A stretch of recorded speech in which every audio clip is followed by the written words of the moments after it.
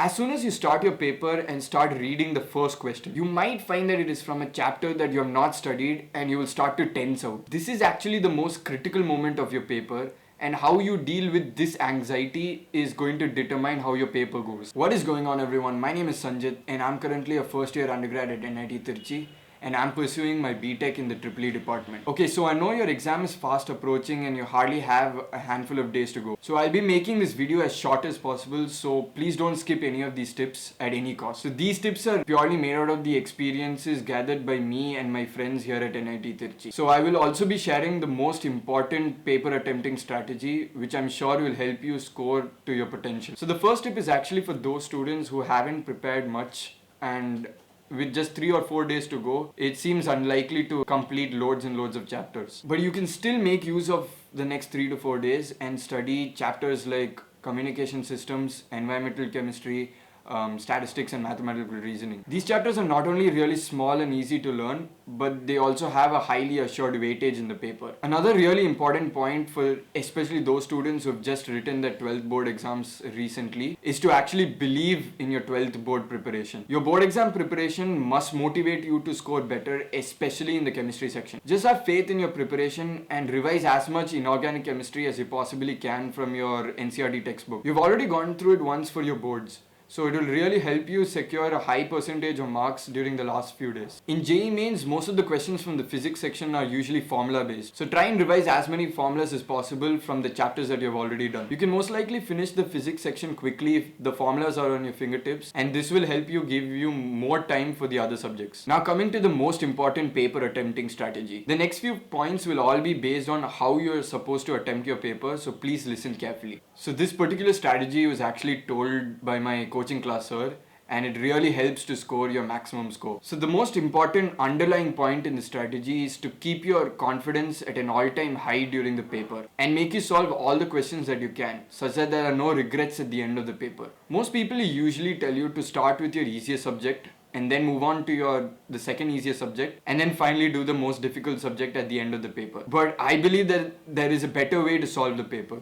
Start with your medium difficulty subject, then move on to your easiest subject, and then finally attempt your difficult subject. So the main reason behind this is actually human psychology. Let's say for an example that your easiest subject got difficult questions in your shift. So eventually if you start with that section, you immediately start to bring in a negative mindset, as you're not able to solve questions from that section that you're supposed to score most of your marks. And also you will start feeling that if you're unable to solve questions from your easy section, then how are you going to score marks from the other two sections which are of greater difficulty? In order to break this negative mindset and to give you more confidence, I highly recommend you to start with your second most easiest section. By doing that, there's always a feeling at the back of your mind that the easiest section is yet to come. And even if you don't know some of the questions in that section, you're still confident. Okay, so now the next important point is to actually assign a time limit for each of your subject sections. This is purely based on your strengths and weaknesses. You could possibly spend around 45 minutes for chemistry,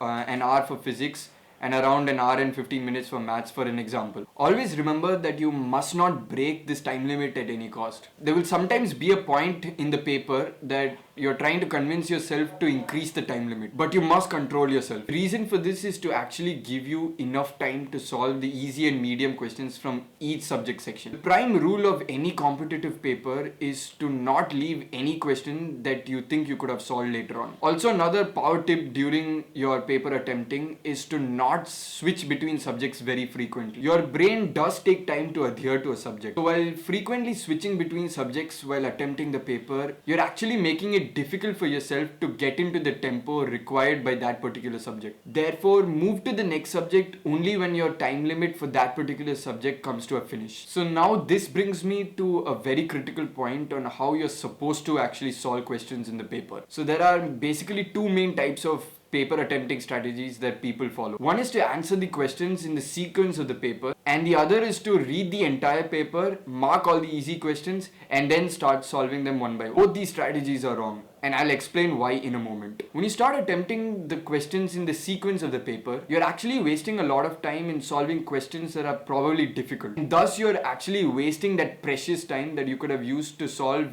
way more easier questions. The other extreme of this is you read the entire paper, mark all the easy questions, and then start to solve them one by one. This is also not recommended, as you're wasting a lot of time in reading all the questions when you should be using that time in solving them. So the right method, in my opinion, is to actually read the questions in the sequence of the paper and then mark them as easy, medium, or tough. An easy question is that question that you hardly require time to solve, and these questions are usually memory based. Medium questions are those questions which you probably know how to solve, but it will take you around 2 to 3 minutes. And finally, hard questions are those questions which on first sight you actually don't know how to approach. As soon as you read a question, you must be able to mark whether it's easy, medium, or hard within 10 to 15 seconds. Now let's take an example of how you should solve the questions after marking its difficulty. Let's say that the first question you encounter is hard.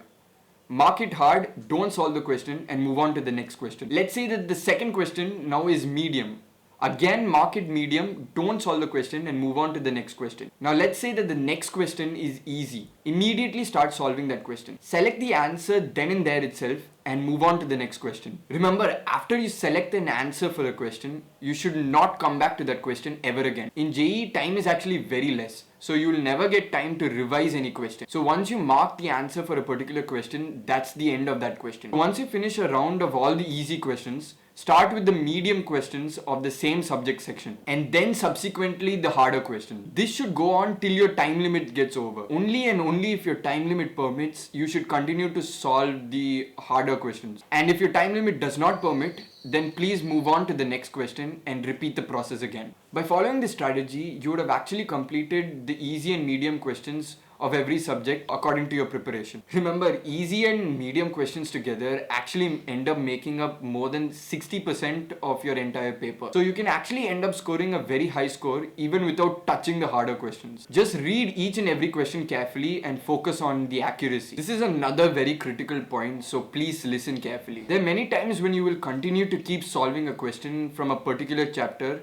that you have prepared well, even though it is taking you more than 6 to 8 minutes. So please don't give in to your ego of having to complete that question at any cost. It is absolutely okay to leave that question and move on to the next. As soon as you start your paper and start reading the first question, you might find that it is from a chapter that you have not studied and you will start to tense out. This is actually the most critical moment of your paper, and how you deal with this anxiety is going to determine how your paper goes. Even if you don't know how to go about the first 5, 6 or even 7 questions of the paper, it is absolutely fine. There are another 80 odd questions to go. So don't get flustered at the thought of not being able to solve the first few questions. Another very common question that most people ask is, should I guess if I don't know the answer? Please do not guess. It is not worth it. You would have already solved a lot of questions that you're not sure of. And hence by guessing, you're only actually adding on to more negatives. So that is my final tip. Please don't guess. And that's it from this video. Hope it helped you out in some way.